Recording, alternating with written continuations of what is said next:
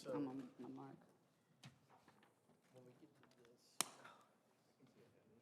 Me too. Names get you a long way. Oh, yeah. It helps. Be a good deal. That would be. That's what I hear. you just need to have That contraption back there in the corner. a lift. Okay. What it is? Yeah.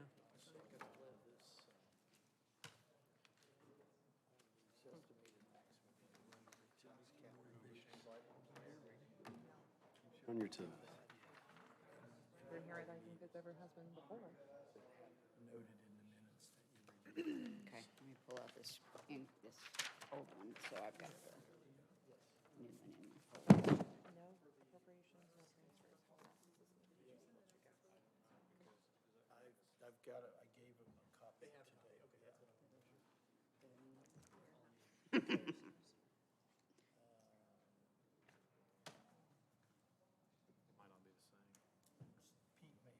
so. Right, he said it might be closer to 7.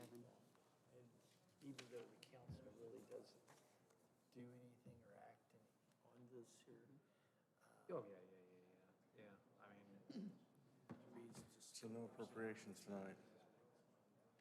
which is a great thing. It should be quick meeting.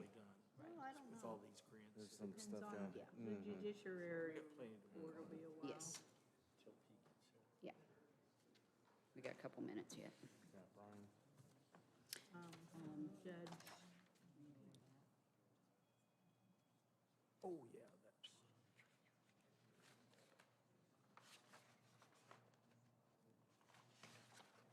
Sorry, buddy. thank you, sir. You're welcome. That was my only hesitancy. Thank you. Just grin and bear it. Oh, no. I think that was the Yeah. hard feeling of it. Well, not for him himself. He's always on. You get that email? Well, I wondered if that was her. Oh, Yeah. Take that under advisement, don't you? Kim, is that the last item that we were talking about? Right there? what, The this? email from today. What do you think? Got all the discussion for paying for the dispatch Mm-hmm. The 911 center? Would you mind saying and that? then you guys, we took a certain amount of money and you guys paid us for a certain amount of years. And all that's now being, Well, the city's exercised their, He's already on there. And he's gonna be retiring. I mean, he's gonna remove himself. We might need, but we still need to look in that direction. We still need to look for someone in that direction. Okay. All right, good evening, everyone. We're gonna call to order the meeting of the Morgan County Council for August meeting 2021, August 2nd. And leading us in prayer, and then Kelly, would you lead us in the Pledge of Allegiance? Pledge allegiance to the flag of the United States of America and to the republic for which it stands, one nation, under God, indivisible, with liberty and justice for all. Please bow your head. Dear Heavenly Father, we just pray that you be with us as we go through the days ahead. We know that there's people in our community and in our world that are hurting through some method, through death of family members, through addictions, through pain, suffering, and illness. We just pray that you be with us all, look over us, heal those who need healing in whatever way. Be with our military who are serving both in country and foreign soils. Be with our health and safety officers throughout the United States. And all these things we pray as we ask that our work be pleasing to you. Amen. Well, good. All right, as part of our agenda this evening is the acceptance of the minutes from our July 5th meeting. Did everyone receive those and have an opportunity to review? Vicky Kivett makes a motion that we approve the minutes as presented. Troy Sprinkle, second. Have a motion and a second. All those in favor signify by saying aye. Aye. Same sign. Let the record show the minutes are accepted from July 5th, 2021. Good news, additional appropriations are none this evening. And no appropriation transfers. So that being said, we're going to move on to Judge Foley. Are you ready this evening? We were expecting you a little later. Well, we appreciate that. Judge Foley's going to give us the State of the Judiciary report. Thank you, members of the council. It's been a couple years since I've been here with COVID. I think I last gave the address then in 2019. Certainly some faces have changed up here since that time as well, but that's good to see.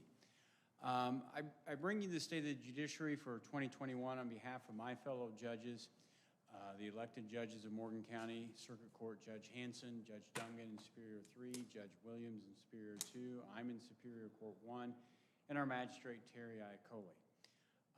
Certainly, with us, as with everyone else, the last year and a half or so, COVID has dominated our operations. It's affected us in how we provide our services. It's made interruption. It's made us change processes, procedures, and look at things a little differently. We're now as close as a return to normal services as we've been since the pandemic hit.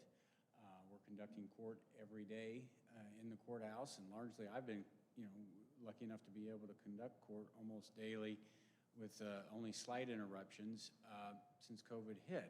And by virtue of the biggest thing that's happened to do that is our technology improvements. Using Zoom, using virtual, those things have really enabled us, along with our electronic filing, to keep the doors of the courthouse open, even though physically we may not have been there, or physically they were open.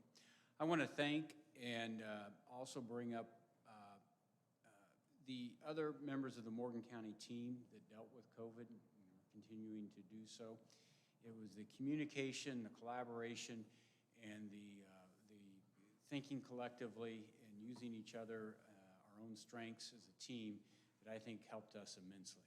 Certainly, I think in your jobs, you've probably heard bits and pieces from across the state of how different people did things and didn't do things, and kind of measure that against your own experience in your own county. And I think we certainly rose to the challenge, and I think we have favorably passed that test with what I've heard what's happened across the state. So I want to thank Dr. Broderick from the Board of Health, Steve Lede, the Morgan County Sheriff Myers, Commander Rogers, who's here today as well, Clerk's Office, Stephanie Elliott and her staff, helping us keep the courts open, keep things moving. The Prosecutor's Office, Steve Soniga and Chief Deputy Cassie Starnes, our public defenders, the local bar, and most importantly, our own staff and employees who adjusted, and they would continually say, well, what's going to happen next? I said, I don't know. I got to open my email. Because it was almost at that timeline. Every time you opened an email, something was changing. The primary takeaways for us from COVID, technology. As I mentioned earlier, we've been on an e-filing platform since, I think, 2016. We transitioned over.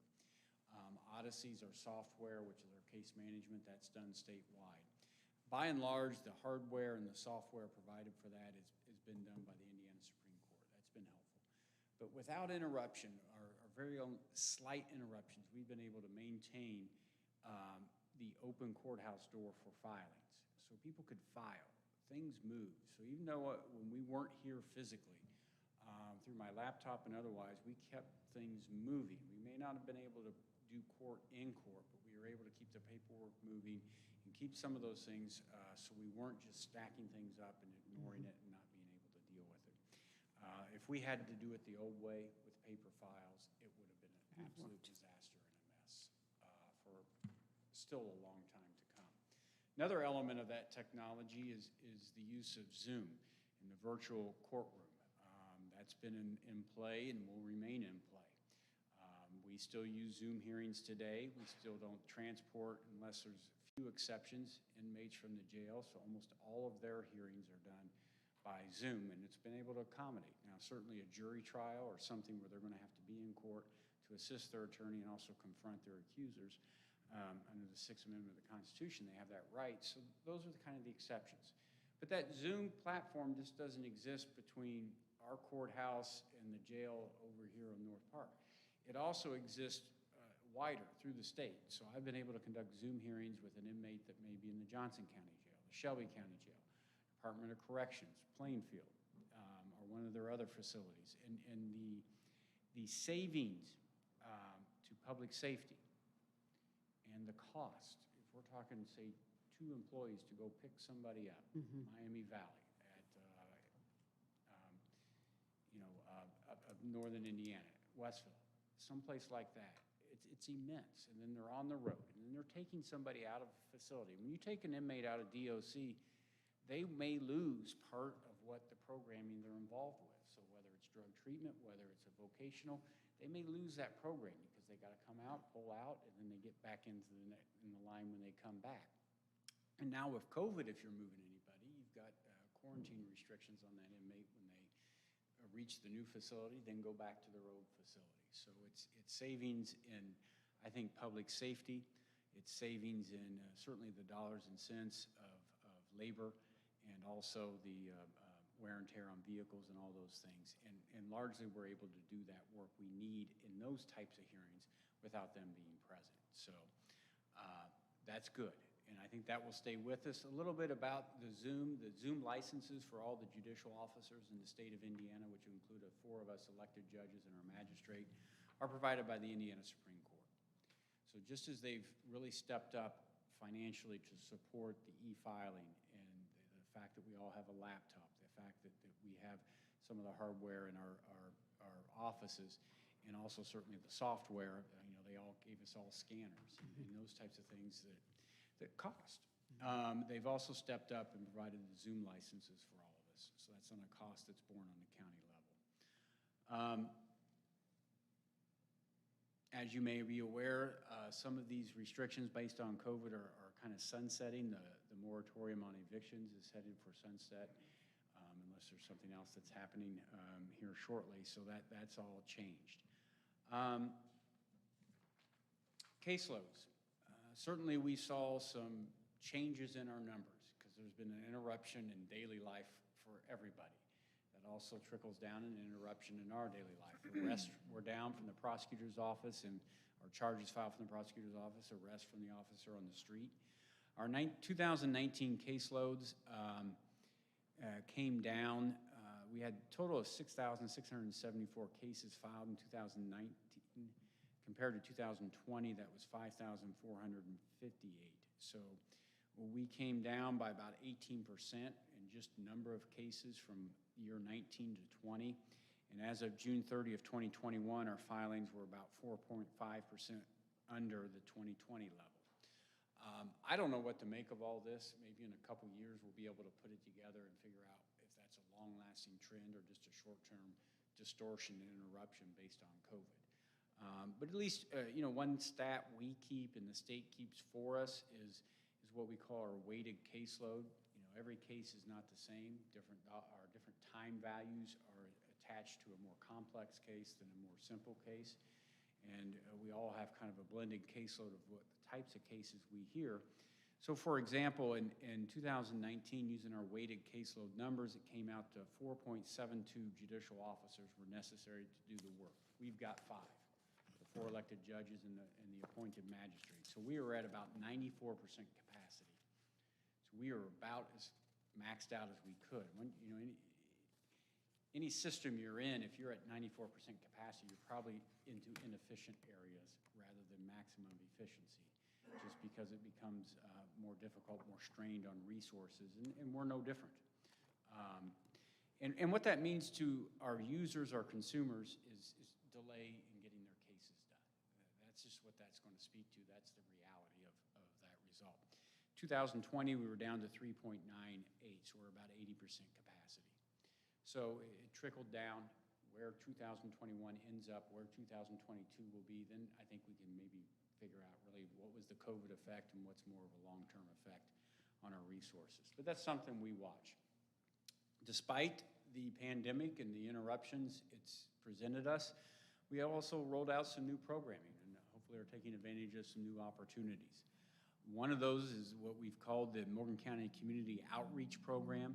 This really started in 2018.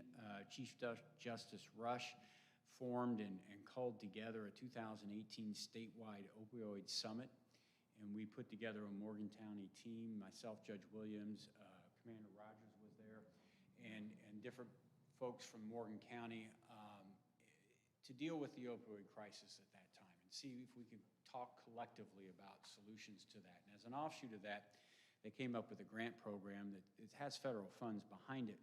But the point of that is they talked about different intercept points. And if you think about that for the criminal justice system, it's where is somebody that may have a substance abuse problem? Where is their first intercept? Well, if their first intercept with me, I'm way down the line, you know.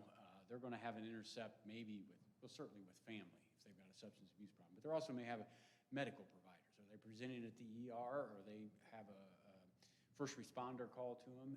Law enforcement, is there somebody that's going to come across them in law enforcement? It may not even be an arrest. Is there going to be a referral through somebody at the school when a teacher or somebody that has the child notices things in the child and their behavior or their appearance that may lead to saying, hey, is there something going on? So there's these other intercepts that out there that hopefully get somebody to treatment and get them the tools they need and the referrals they need, whether it's mental health, whether it's substance abuse, whether it's housing. So that's kind of the model, and we used our grant money. We received a grant. We're in our second year of it, $50,000 grant each year, and Judge Williams is kind of overseeing that on our end. But we've hired Joni Bishop. She's a Morgan County resident and a former sheriff's deputy and probation officer for her career in Florida, then retired from that and came up here. So she's familiar with the problem, she's familiar with the terminology, and she's basically been our community outreach portion from the criminal justice system in the county to look outward. And one of the things she's done that I think is tangible and we can all see is the findhelp.org billboards. It originally started as this thing called Aunt Bertha, which was a horrible name, but anyway, it morphed into the findhelp.org. And what that is it's a referral system within the county. So if you went on to findhelp.org and you punched in your zip code or your city, it would list service providers for you. So if your needs housing, you can find service providers. If you need substance abuse, if it's mental health. So that's one more tool we're trying to use to reach those folks before they get to the criminal justice system, kind of the treatment center of last resort, and that's the jail. And so we're trying to do those things maybe to build awareness and to build communication between providers. I mean, that's a key to this too is, you know, do the folks at the hospital know what we're doing? Do we know what they're doing? And are we doing things that assist each other? Or are we kind of at odds with each other in how we're approaching the same problem that we see? And quite honestly, you know, just as we dovetail off those weighted caseload numbers, it's hard for us if we're at 94% capacity to be doing these kind of missionary work and reaching out in the community. So that's been a very helpful position for us and a grant-provided position that you guys haven't had to fund. The next thing on that list is something that I've done for the last 2 years is I got a call from one of the Supreme Court Justice Goff, and he asked if I'd be interested in being a judge that would have what they call a summer extern in the Rural Justice Initiative. What this is taking law students who've indicated a desire to, upon graduation to work in a rural community, to be kind of what I call a county seat attorney, or work in public service within a small community or for rural issues. And once those students are identified, then place them with a judge as a judicial extern. So that's a grant-funded position. I've had a law student last year, and I've had one this year. And I just love it because when you're at law school, it's one of those environments where a lot of the energy, a lot of the focus is chasing what we call big law or some other jobs that are big city and those types of things. So it's real refreshing to have a program that takes a kid that's from a rural environment or wants to end up in that environment and have a place for them. Because really don't find one there. Right. It's really focused in different ways. So last year, my student was from Gibson County, down by just north of Evansville. And she came from a modest family, a working class family. And my student this year, Olivia Robbins, is actually a Martinsville resident now, registered voter. But she came to us from western, kind of the border between Kansas and Missouri, so just about an hour and a half south of Kansas City, and she lived on the Missouri side, but went to school on the Kansas side, and then went to undergrad out there as well, and then became a student at IU Bloomington School of Law. Her husband took a transfer on his job to Indianapolis, so they looked at the map, pointed out Martinsville, bought a house, and here they are. But I've been real pleased with having her. Not only is she bright, helps us, and has been able to be a benefit to us, but again, I've tried to expose her to what it would be like to be an attorney in a small community like this, and she intends probably to go back home and do that. But and that's things like I've taken her out to lunch with Lisa Arnold from Home Bank. I've taken her out, a couple of attorneys took her out to lunch without me, so they could actually tell her the truth without being inhibited about what it's like. So those are some of the other things that you would do as a small town attorney in perspective that you're not going to get in law school or any other place. So if they have it again another year, I'll do it another year. Yeah, But it's great it mentoring. helps me, and it kind of reinvigorates you when you got somebody younger around you too. Any questions? Yeah, we sure appreciate what you've endured and how you've handled it and worked through it and found ways around it and ways to make it work. I did have one question. Yes. When you mentioned the Zoom licenses, the ongoing cost for those, as you use those are included in your The budget? Supreme Court has them through the end of 2021. And I assume, but I don't know, that they'll be extended through 2022.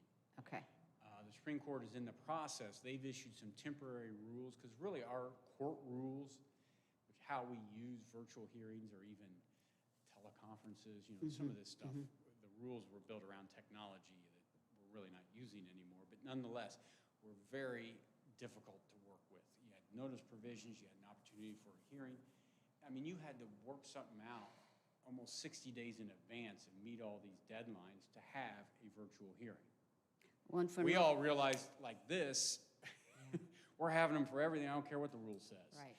And so they issued some emergency rules, and they're working through a more permanent rule that will probably be with us beginning in 2022. Well, in some of your child support cases, I understand that you had parents that were out of state, that it's been a great way to have those cases And without having to bring somebody It's back. a 15-minute hearing on compliance for child Right. support.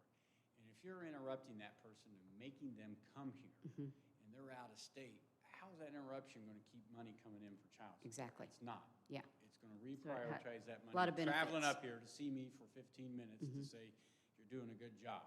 Right. So those were just some of the instances I had read that it was a cost savings to even Now- the families that are involved. Trust me, there's been some issues with it. Sure. There's a more casual approach to your environment when you're sitting on your couch on Zoom. There may or may not be other people in the room providing commentary as the testimony's been going on. I think, There's interesting noises. There's, yeah. I can you just, know, it's. I don't ask them what else they've got on or don't have on. I just tell them to stop the car, don't drive, don't eat, so.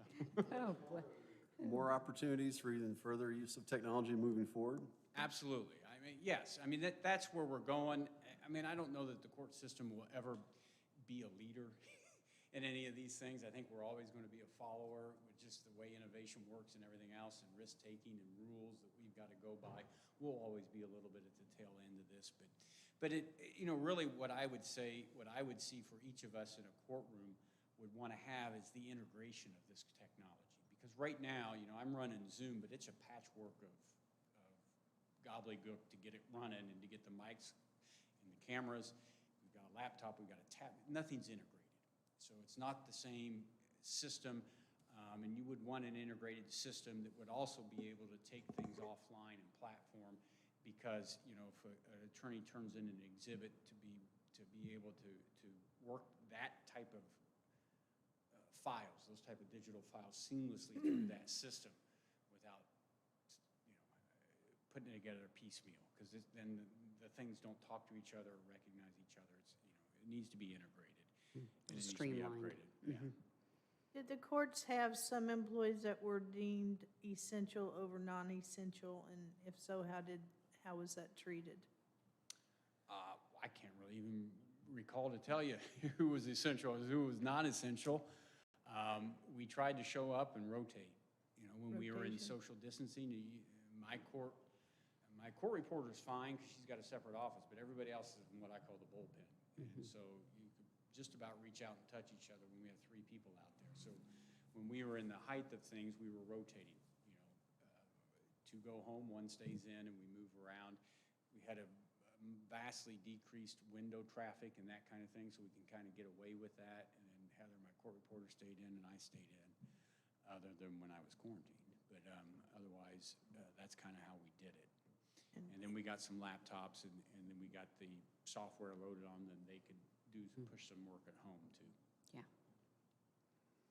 Good report. Yes, very good. We appreciate you being back and being able to give us that report. So, yeah, we're doing jury trials now.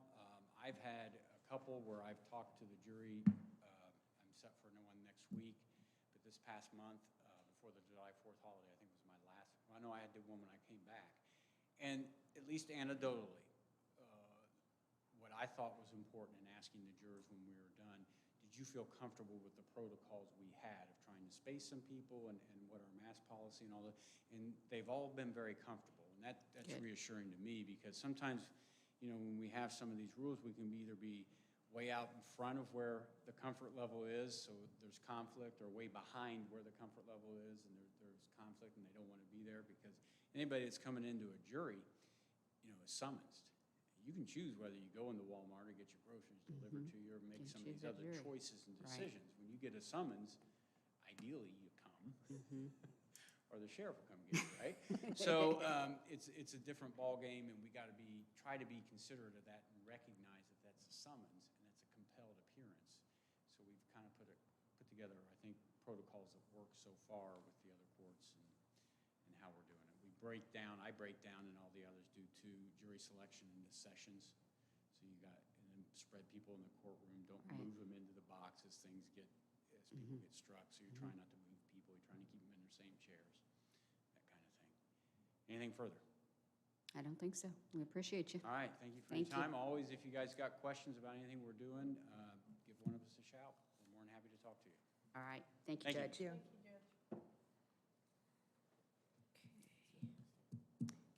Next, we have did you say something? I just said that was Yeah. interesting. Yeah, it was good. Good to have it. We hadn't had it in a while. Doree from our Human Resources Department is going to give us a report on the Morgan County Equal Employment Opportunity Plan. Welcome, Doree. Hello.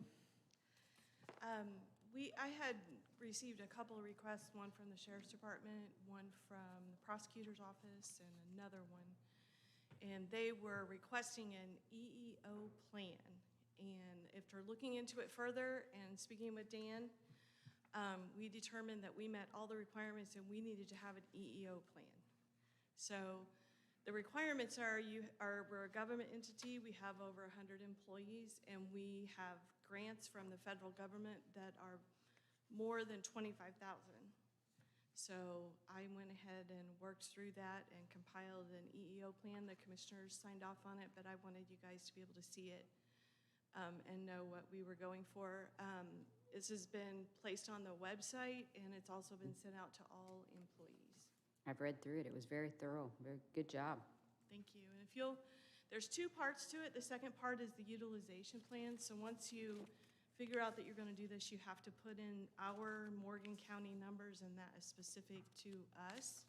And there's some areas that we are lacking in that we probably should be looking at in the future for hires, Okay. when we do hires. Are there any questions? Yeah, we appreciate you providing it for us for our review. Did anyone have any questions on it? Did you have a chance to look through it? All right. Thank you, Doree. Okay, next in your packet is an AES compliance with statement of benefits review. And Mike Dellinger, I thought Mike was here. Yes. Might enlighten us a little bit on this. Good evening. Council members. This is an annual report. You haven't had to do this for a while on the county level with regard to tax abatement, but this is an annual report that's required on tax abatement, this being for AES and the power plant. And each year on the tax abatement scale, they'll come back to you annually with the CF1. I think might have a U in there for the utility side of things, as required, so that the county can assure the assessment relative to the tax abatement that you will basically say this evening, if you agree with this information, as we hope that you would, you'll be granting them the fact that they're in substantial compliance with what they anticipated when they created the investment and the agreements that were made with the county back when the agreements were made. So this is part of the tax increment finance opportunity that was provided, the tax abatement within the district. And as an annual report, we would hope that this evening you would say, yes, AES, we appreciate your investment. We see the values that you've shown us for this year, and we would work with your schedule accordingly. We are thankful they are there. Absolutely. Yes, thankful they decided to stay and upgrade, and it's a wonderful attribute to our county. Their projections are up on Employees and salaries, yeah. So I think they're just asking for our okay that we accept as the That's right. compliance as written. Hopefully, it would be a motion that says, Yes. a motion for substantial compliance. I think, as was noted by Councilmember Kivett, actually have exceeded some of the things that were anticipated early on. So, and don't forget, over a 10-year cycle, things can go up and down. Sure. We might see in the future that some of those jobs go away for a while. That's the cycle of business, but nonetheless, I think they're holding to those early projections, so. Any questions of anyone? Not hearing any, I will look for a motion for a motion for the substantial of compliance for AES utility distributable, say that easily, Kim. Distributable property. Vicki Kivett makes that motion. Kelly Akala will second. We have a motion and a second. All in favor signify by saying aye. Aye. Same sign. Records show passes 7-0. Thank you very much. Thank you, sir. Thank you. We'll move on to other business. First thing at the top of the list is 2022 estimated maximum levy and property tax cap review. Sounds like I looked at Dan for that. Right, the Indiana statutes required, first meeting in August, that the county council reviews the estimated maximum levies for all the taxing units in the county and reviews the property tax cap impact for those taxing units. You should have there before you the list of the taxing units and the 2021 maximum levies, and then the estimated 2022, and then the percent of change, which is 4.3% for all of the taxing units. And then the last column is the property tax cap, also known as the circuit breaker credit loss for each of the taxing units. And here in Morgan County, we're very fortunate in that amount is very minimal, very little impact to the taxing units, which means that our tax rates, property tax rates, are at a low enough level that there aren't very many taxpayers that reach that property tax circuit breaker level, and we don't have lost revenue from that. So it's just that it's required that you make this review and to have it noted in your minutes that you've done so. No motions necessary.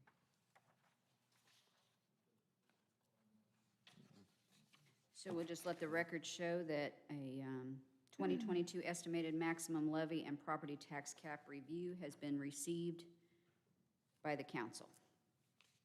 Any other questions on that? Moving along, we have the Personnel Policy Handbook Amendment.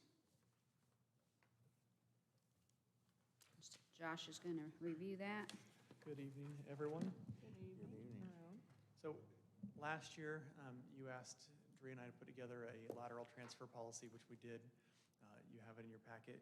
We also, because of discussions with dispatch, have a specific lateral transfer policy for that department. The general policy, in talking with Dan's office, they were already implementing. We just didn't have it formally documented, so we do now, and I think that's helpful for us long-term. For the dispatch department, as a recruiting tool, one of the things they came to us and said was, in terms of where somebody falls in the pay matrix, it would be really helpful if they've been in a dispatching job to be able to count up to 10 years or 50% of their time at the discretion of the department head. And so, for example, if somebody hasn't dispatched in 20 years, we probably aren't going to credit them any time. But if they've come from another dispatching agency, we want to be able to draw good people that we might not be able to otherwise.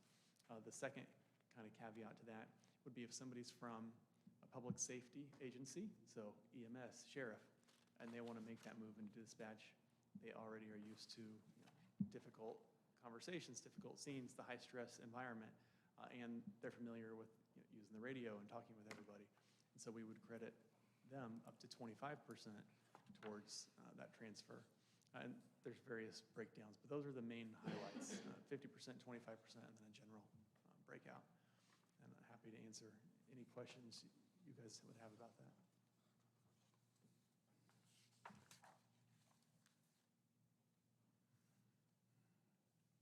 Any questions or comments for Mr. Messmer?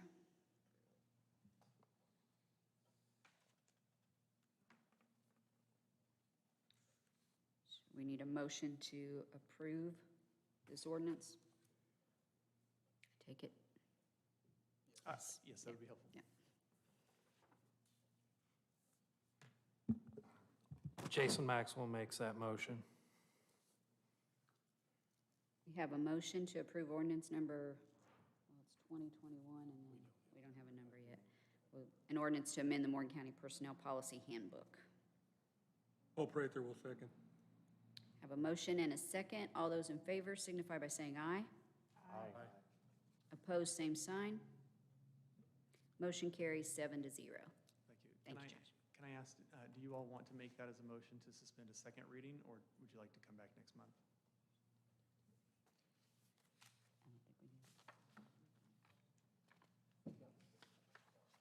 Oh, Not required. sorry, okay, thank you.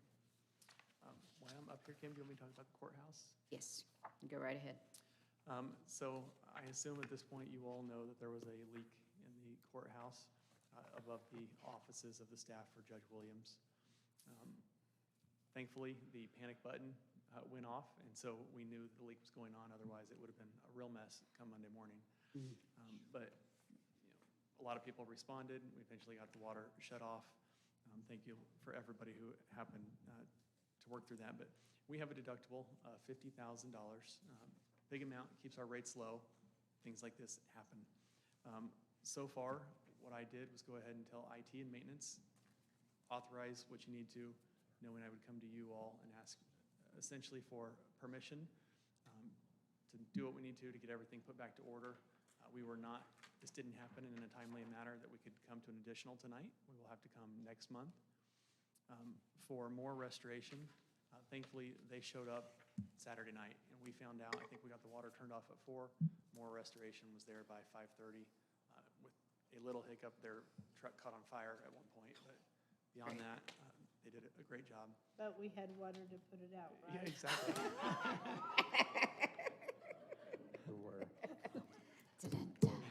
So we don't have their formal work of note, schedule of work and how much it's going to cost yet, but he told us at the front end, I estimate that it will be around $25,000 to get you cleaned up. So we're waiting for those final numbers. For Perfection Group, it was actually a loop from our heating and cooling system that busted, and it is tied into potable water. For all the work they've been doing to figure out what went wrong, why it went wrong, and making sure that it stays on. So far, we think it's going to be around $10,000 for them. For IT stuff, we've spent around $2,000. Thankfully, the copier was okay. It was just out of reach. And for furniture, I'm estimating around $3,000 at this point. Judge Williams' staff, they're getting set up in the old prosecutor space for now, so they'll be able to operate until we get everything put back together. Good. But as of right now, I think we're in the ballpark of 40, still less than our Right, deductible. so no claim. No claim yet, but Right. Insurance is on notice. If we cross that threshold, then, obviously we'll go down that road. But I just wanted to update you guys so you were aware of it. And Appreciate it. what's Appreciate you going coming in and taking care of that on the weekend. No problem. And then can I go ahead and share about the Ready Sure. Grant as well? Sure. So I think I've talked with all of you, I can't remember, in a public meeting, I think so, about the Ready Grant and how we were going to pursue that. So we submitted our application with Johnson County, as the commissioners voted to do. The IEDC came back to us, as well as Hendricks County, who we had initially talked with, and their group, and said, hey, we really want the whole central Indiana region to come back together and do one joint application. We weren't thrilled about that, but our small subcommittee, along with the people from Johnson County, said, you know what, we want to get something, we'll give it a shot and see if they're willing to play ball. Hendricks and their group said yes, so we have come back together.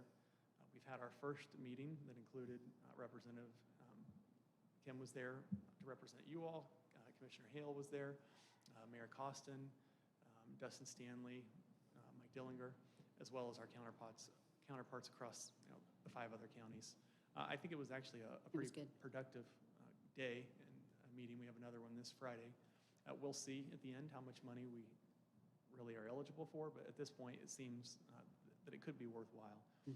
Marion, Hendricks, Marion, Hamilton, and Madison did not come back into this group, so they're going to trudge along. But the IEDC made it fairly clear that if we stayed with just us and Johnson, we weren't going to be a very compelling argument for money. What counties we went in with? It's Boone, Montgomery, Putnam, Hendricks, ourselves, Johnson. I think that's it. That's it. Yeah.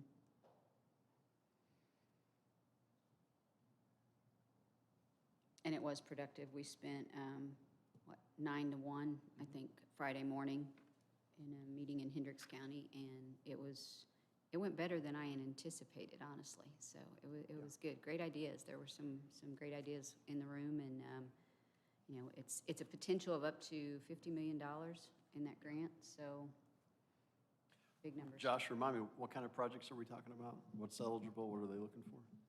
Well, it can cover the board. One of the things that they got us trying to think about, not just infrastructure projects, not just placemaking projects, and they want it to be more compelling than just those types of things. But, for example, do you have transportation needs? Do you have to get people from your community to a work site or vice versa? Do you have a drug issue that you need to figure out how to solve as an economic development tool? So it could be pretty wide-ranging, I think, is what they're looking for.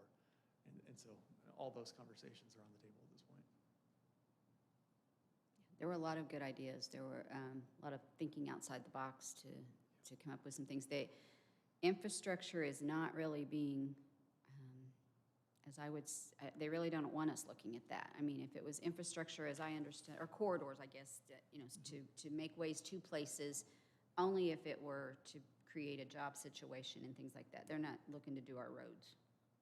So that sort of thing. So if we're in with all these counties and Montgomery County has a need that necessarily isn't a Morgan County need, how does that all work? Well, one of the conversations we had in one of our breakout sessions is how are we going to distribute this money? And we don't have an answer yet. One of the things everybody seemed to agree around was it's not going to be population-based, which is helpful for us. But we don't have an actual answer yet how it's going to be the best way to do that. Okay. And there is a match, and so we would have to address that if indeed it were to come to fruition.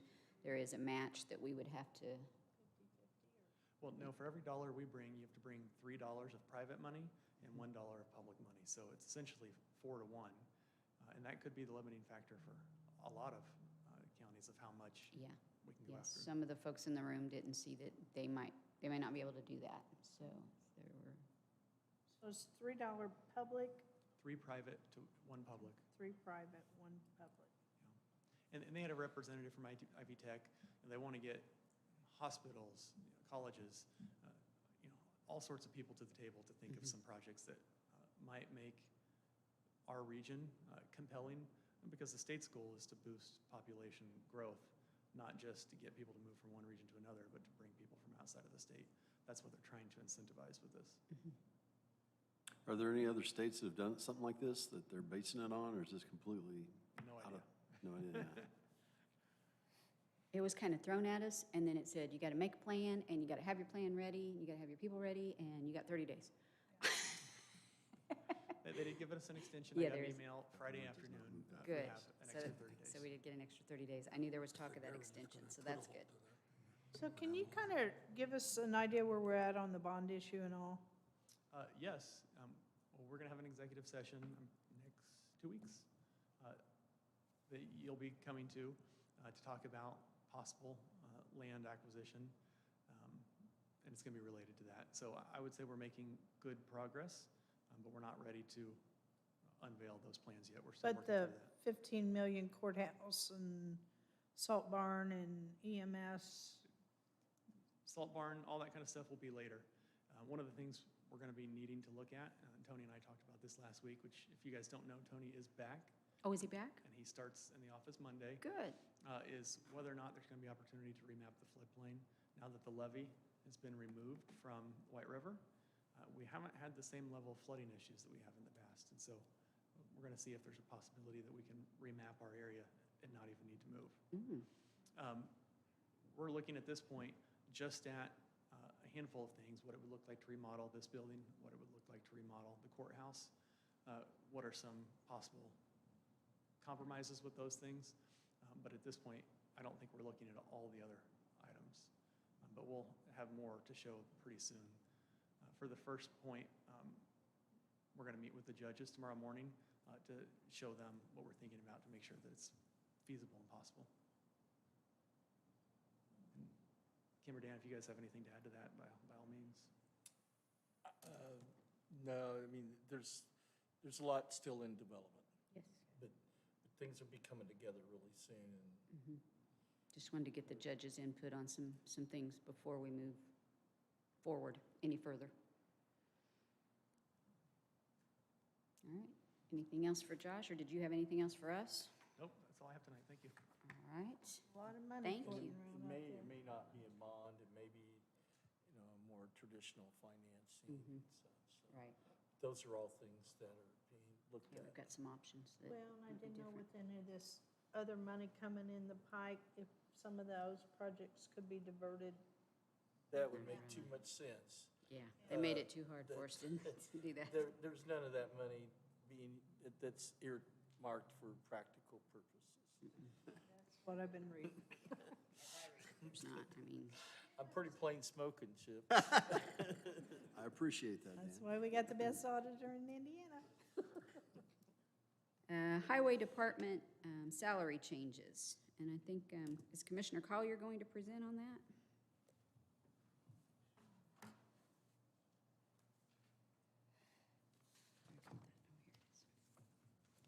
Good evening, Good sir. evening. Ladies, gentlemen, Dan. I drew the short straw, and on behalf of the executive branch, I would like to thank you. We noticed that you gave the judicial branch 21 minutes tonight. Start a timer. Yeah, so you can start, but I promise you, I'm not going to come close to that. You're on the clock, Mr. Yeah. Collier. I'm on the clock. I still have a lot of counsel in me, and I like to take lemons and make lemonade. We had a situation where, to many, it would be lemons, and we're trying to make some lemonade out of it. What we're requesting is a change in the highway superintendent salary. We feel that moving it to this new level will attract a very competent person that can go in the direction that the three commissioners are in agreement that we need to go. With that said, maintenance has expressed a need to get some part-time help to do some projects. So when a particular situation unfolded, we decided as commissioners to go in a new direction with our department head out the highway.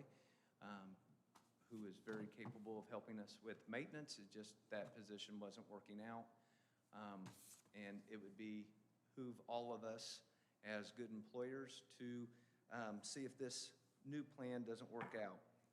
The councilman in me squeezes the lemons a little bit harder and is going to throw in some sugar because there is a cost savings of roughly $16,912, and that's excluding the benefits. This is just a short term to help maintenance get caught up and at the same time move the highway department in a different direction. So we have worked on this. We've been working on this for a little bit, and we really need your teamwork and your blessing to fulfill this direction that we're wishing to go. Well, we appreciate your letter, and as I read your letter, there's kind of two sections that we're looking at here. So the first being the request of a modification of the highway superintendent salary from $72,675 to $92,500, and you're proposing offsetting that increase by requesting a reduction in the number of truck driver positions from 21 to 20. And as I understand it, that's a position that no one's losing their job, it just hadn't been filled yet anyway, correct? Correct. Okay. So the money that would have gone to that open position, the majority of it, you're going to be requesting the salary ordinance change and that money being used for the $92,500. Is that? Correct. And that open position eliminated now and going forward. Okay. So that's part A. Part B is you're also requesting the creation of an additional position in the maintenance department at a rate of $21,414 through the end of the year. Correct. So they have work that needs done that they can't get done with the people they have now?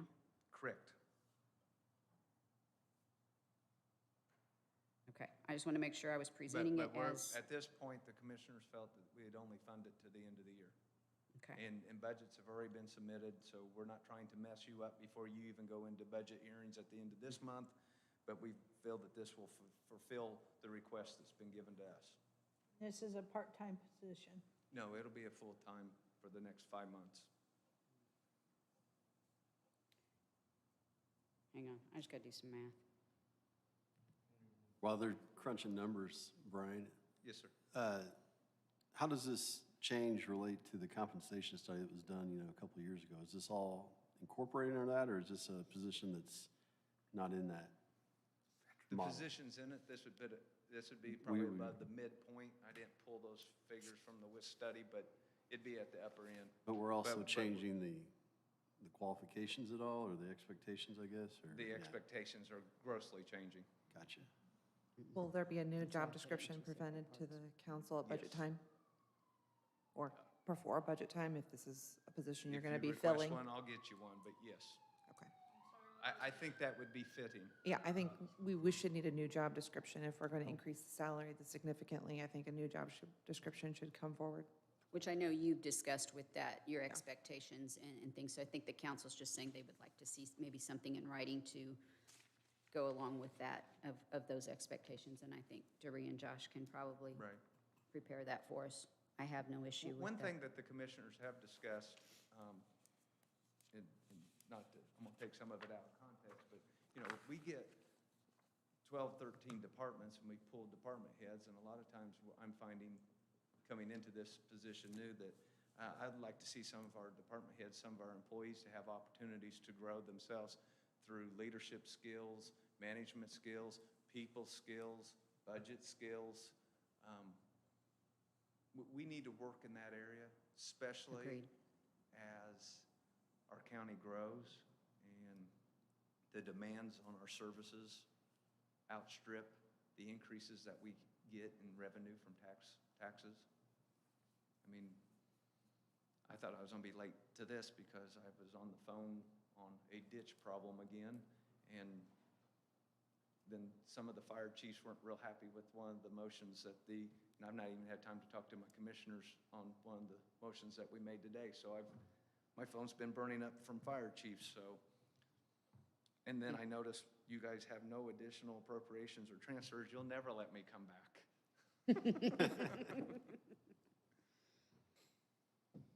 But Well, we're requesting the blessing of the highway superintendent salary change and the maintenance technician. I have no issue with the highway superintendent's salary change. I also agree that in order to get a quality employee, maybe with the experience that can handle the day-to-day operations, that's going to take a higher paying wage. And with it not really being a change within the cost of the highway budget in their salaries, using that position that had not been filled, I have no issue with that portion of your request. Thank you. Any questions from others of Mr. Collier? No, but I would like to see the Farm Bureau book, Debbie, if you could get that and kind of read us some salaries. Is that handy in your office? Don't get it. Farm Bureau doesn't issue one any longer. We don't buy them, okay, Quit doing that. okay.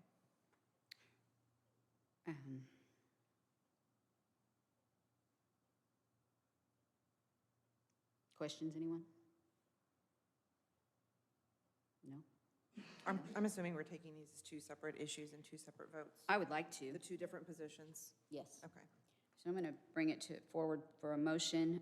The request of modification of the highway superintendent's salary from $92,500 to $72,675. And I assume that's effective immediately, correct?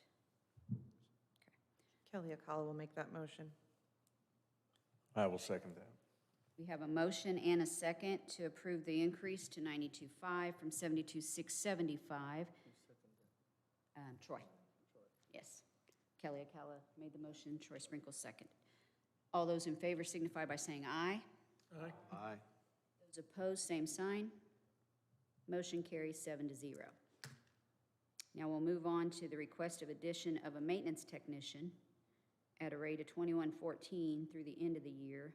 So this would be an additional position to the salary ordinance. Budgetary effect would approximately be $16,912. Did I hear that those numbers, was that accurate? Were you guys discussing that number? No, it wasn't. Okay. I thought there was 912, excluding consideration of benefits. So that is not a fully accurate number. And with benefits, I think we're then going to exceed that savings that you had.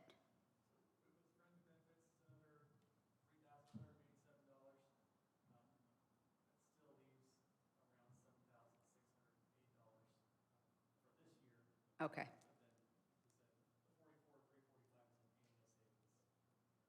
Okay. That's where the savings is. But that's in a different budget. Yes. That's not in this budget. That's not in That's this not in the maintenance budget. That's in the highway department budget where the savings will be had. Thoughts, concerns?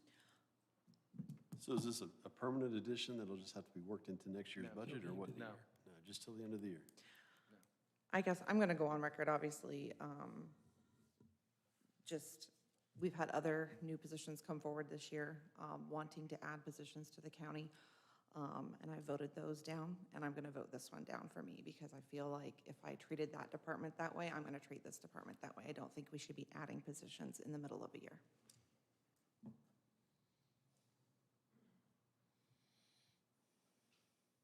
Any other questions? Look for a motion on this. Did you have something, Paul? No, I was just whispering. Just whispering.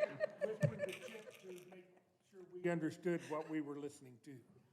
Share that with the class.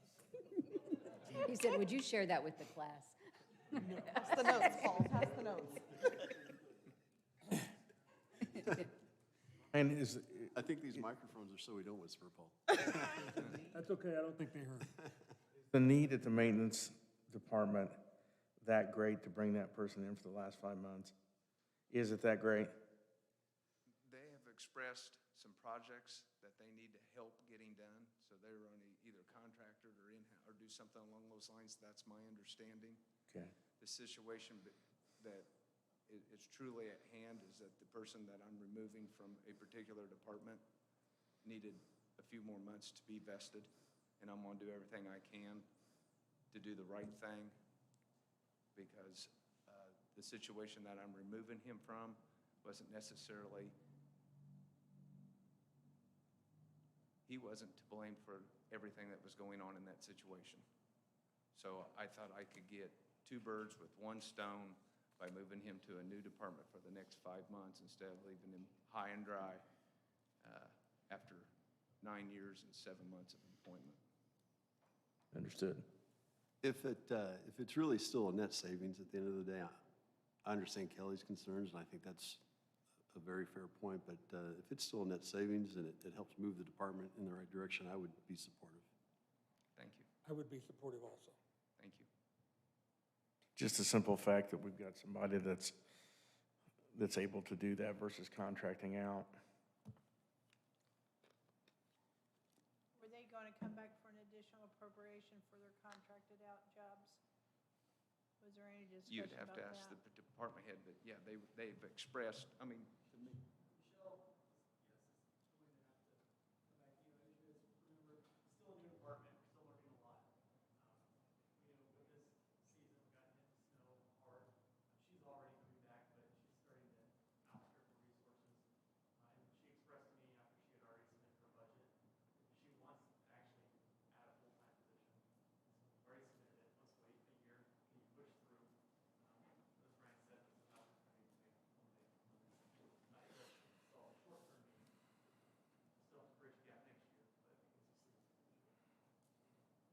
And the person taking that position understands that this is not a position that will continue through I made 2020? that clear.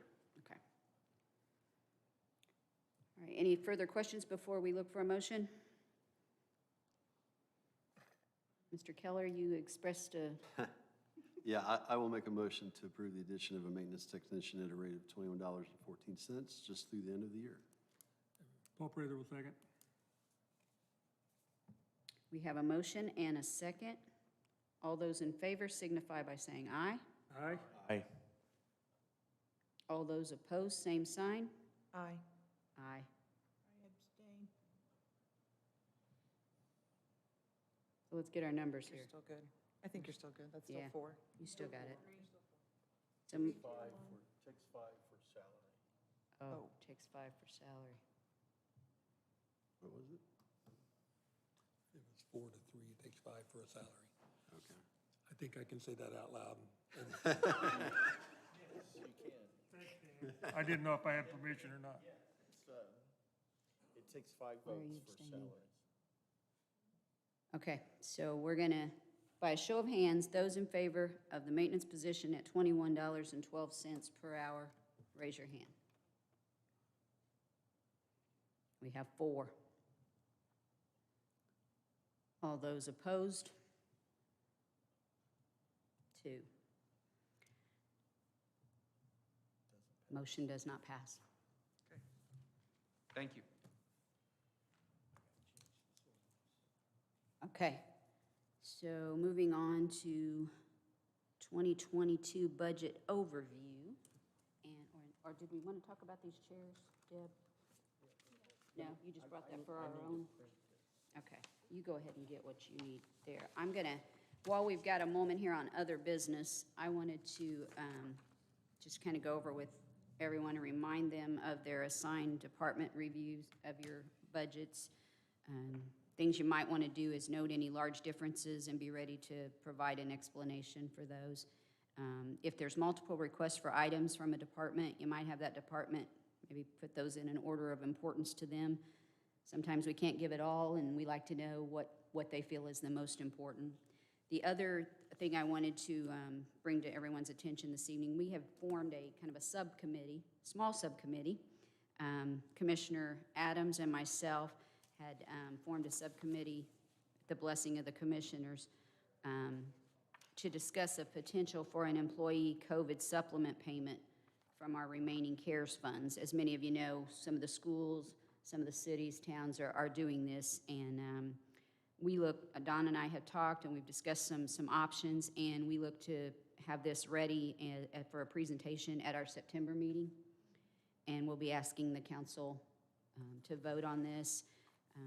As Judge Foley said, the county was able to navigate through the pandemic and provide vital services to our employee, or to our county residents, but our employers still our employees still endured a year like no other, as we all did. And I myself feel like we should use some of those remaining CARES funds and provide a supplement payment to those employees that are very much appreciated by us. There will, of course, be some guidelines to be addressed, and that will be worked out and brought before the commissioners for review and kind of some requirements in order to get that, should you vote on that. And just wanted to also remind you, the budget review dates will be August the 16th, 8:30 a.m., August the 17th at 8:30 a.m., and then the budget workshops are August 23rd at 8 a.m., August 24th at 8 a.m., and August 26th at 8 a.m. I'll probably send out email reminders just to everybody on that. Vicki usually heads up our snack team, so she'll probably be getting with us on that. That's not till the workshop, no. Now, the schedule may change a little. I know I've noticed some folks saying that they need to kind of move their times and things around, but it doesn't change what time we're here. It's just the schedule we have may adjust to who's in front of us at 8:30 instead of 10:30. So just those sorts of things. So those were just things that I wanted to kind of bring you abreast of. Yes. Special session. When is that executive meeting? August 12th. August the 12th. Yes. So mark your calendars for August the 12th at 4 p.m. for a joint executive meeting with, 4 p.m. is the public meeting. okay, sorry. With the commissioners That's and right. council. 5:30 And is then the, 5:30 is an executive I session. apologize, yes. 5:30 is the executive meeting, joint executive meeting with the commissioners. August 12th. Got it? Got that down on your calendar? I know, busy times. Dan, I've been asked if we'll be having our budget session in the back of this room, and I said yes. Is that correct? Yes, correct. I apologize, I had a problem with that ordinance, had to reprint it. Oh, no, that's not a problem at all. Have that for our signatures? Yeah. Okay. Is there anything that needs to come before the council this evening? Oh, yes, Appointment. Kelly had something, didn't you? I apologize, Kelly. Yeah. She said she just brought that to us to look over, and that then we can talk about it later. Do you want to talk about it? Let's talk about it. Let's talk chairs. We're going to talk chairs a minute. These chairs up here have been here for quite some time, and they are in disrepair. Since 1996. Yeah. And there's some of them that you can't bring up anymore, or you, and You poor, sit right on the ground, basically. poor Jason looks like a 12-year-old over there. So we've been presented with some prices for potentially the purchase of some new chairs for the council and the commissioners. So Who submitted this? Deb. Deb did? Deb prepared this for us.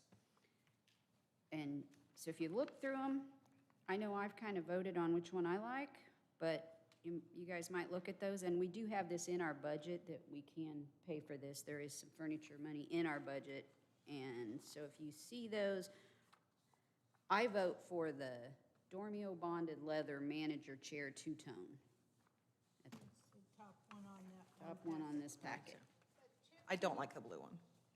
Blue. Give us some feedback on quality and durability. I would just make the general comment, well, first of all, Keller Office Supply will not be providing these chairs. So my advice is not based on any type of future sale. Just your knowledge. We want your But knowledge. anything $200 or less, it's not going to last. Like, you know, these chairs have lasted since 1997, and that's because these chairs probably cost, I bet you, $400 or $500 back then, even then. So you get what you pay for. Yeah. I was thinking I was going to tell Deb, there's a couple that I would recommend that you would go get a quote from, that they're still not top of the line, but they're also not $200, but they'll be leather or vinyl that might be a good fit for the council, but I'll let Make a everyone, comment you know, on that. but We don't I want will it email clogged. those out just as my recommendations on something that will clean and last more than 5 years, hopefully, so. Because chairs nowadays are just really, they don't make them like they used to. They're junk, a lot of them, A lot to of be them are, honest. yeah. So,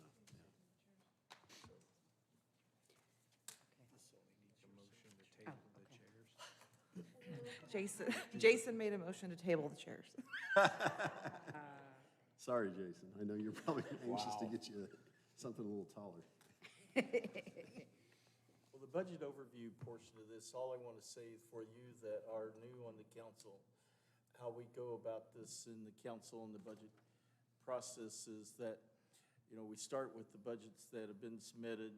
I do financial statements on what the estimated property tax levy would be, and we'll let you know whether or not those levies are within the allowable levy limits for the county.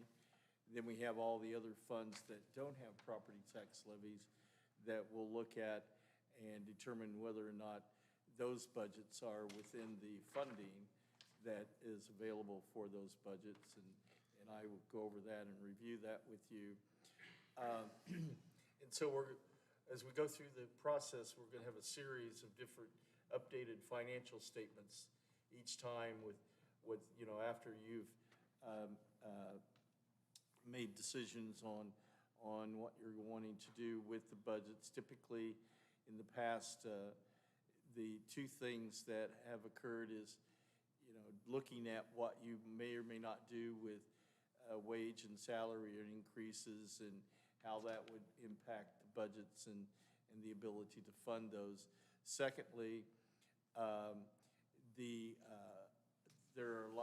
normally there are a lot of, or maybe not a lot, but there are some capital expenditure requests that are in the general fund and in some of the other budgets that if the council wishes to do so, you can move those out of those funds and move them into the CUME Capital Development Fund or the LIT Economic Development Fund or one of those funds that it's permissible to pay for those expenditures out. And we look at that and discuss how that would impact the budgets and the ability to fund budgets.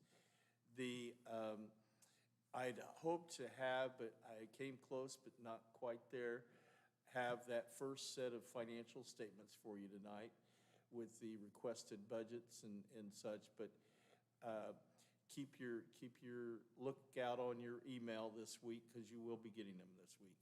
Okay. That is a little bit earlier than normal. My new financial software, once I got beyond the learning curve for that, works much more smoothly than the old one did, and so I was able to get some numbers processed more quickly. Good news is all budgets are funded. So that has been a problem in the past. That it really isn't a problem this year. Okay. There is one fund in particular, though, that I'm going to have to reach back out to the department for because they were wanting to do a little more with that fund as far as funding a position, and they're not going to be able to do that. And so I'm going to discuss with them about how that's going to have to go back to the general fund. And there's one other fund that has a very small negative amount, and I'm going to have to talk to that office about that. But all in all, it looks good. And so when I say they're funded, I've taken the allowable levy limit for the county and have been able to allocate that among those levy-controlled funds, and it all fits. So good news. We're in good shape. That's great. Appreciate that, Dan. We appreciate all you do. But keep looking for your email, and if you happen to get a file that's too big for me to, or for you to upload, please let me know. Okay. We can take care of that. All right. Anything else? If not, I look for a motion to adjourn. No, Oh, You keep forgetting me. I apologize. we have an appointment, council appointment, or Yes. a board appointment. No, it wasn't on the agenda. It was the last, That darn agenda. have you got that? Did I give that to you? Okay. As many of you know, I'm going to look at this email.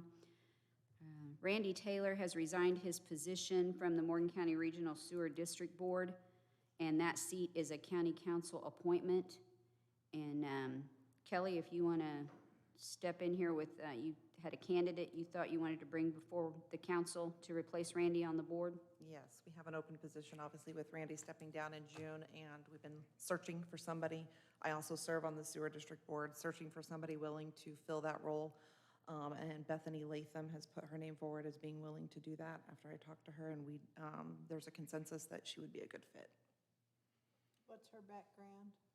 Bookkeeping, and we're looking for some help with the treasurer role next year possibly, so she would be a good fit.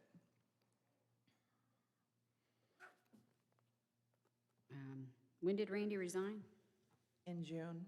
So this has been open since June? I think it was it was right after it would have been the third Thursday, so he resigned immediately after our meeting in June.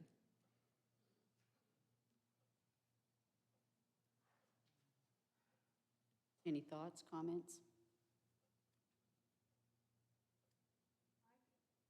I guess me personally, I would maybe like to put it out there to the public a little better and see if there's other people interested as well. Well, and I know we still have a position also on the, is it Planning Commission? Or what is that, Deb, that we've still got an open, is that the Planning Commission or the? Oh, yeah, it is, BZA. The Board of Zoning Appeals, we also have a position out there that we need to fill. So why don't we leave both of these to look for all of us to kind of check and see of interest in that, and maybe at our September meeting, we can take care of both of those. Is that good? Is the BZA a political appointment? Yes, needs to be a Democrat. Democrat? Yeah. We had the person that had held that position for a number of years, her name escapes me. Anyway, she passed away, and so. Yes, Jeannie Shoup. It's on the tip of my tongue.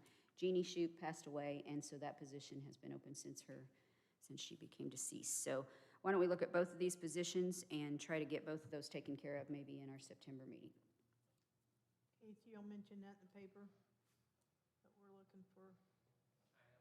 BZA. There's opportunities. Yeah. Nothing against Bethany, I just, sometimes people just don't know that maybe have a good background. All right, so hearing nothing else, I look for a motion to adjourn. Vicki Kivett makes a motion that we all go to the county fair. Ooh. Are you buying Have a donuts? motion, do I have a second? I'll second. Second, all those in favor signify by saying aye. Aye. Meeting is adjourned, thank you. Troy seconded, yes.